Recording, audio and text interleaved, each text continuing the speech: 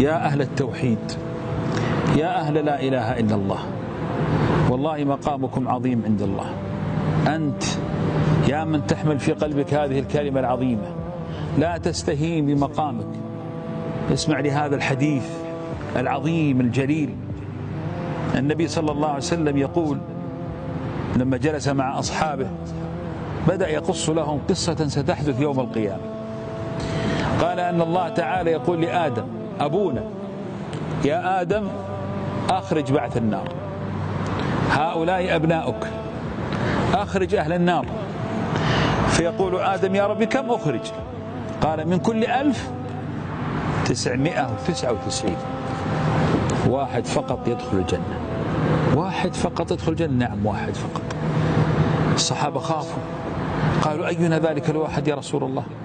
فعلا يا إخوان والله أمر مخيف. ولكن ماذا قال الرسول عليه الصلاة والسلام؟ كان جالس معهم فبدأ يبث لهم البشارات. قال أبشروا فإن فيكم يأجوج ومأجوج ما كانوا في قوم إلا كثروا. هذه البشرى الأولى.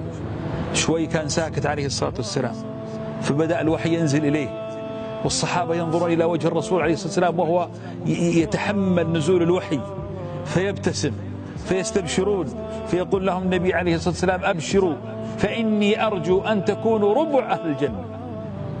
ثم يسكت عليه الصلاة والسلام ثم يقول أبشروا فإني أرجو أن تكونوا شطر أهل الجنة، نصف أهل الجنة. نصف الجنة نحن يا أمة محمد، آخر أمة وأقل الأمة عددا، نعم نصف الجنة. لماذا هذا كله؟ يفسر لهم الرسول صلى الله عليه وسلم ذلك أنه بسبب كلمة لا إله إلا الله.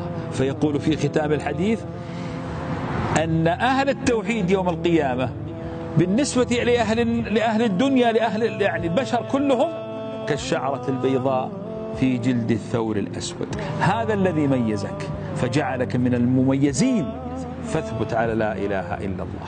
أسأل الله لي ولكم التوفيق والسلام.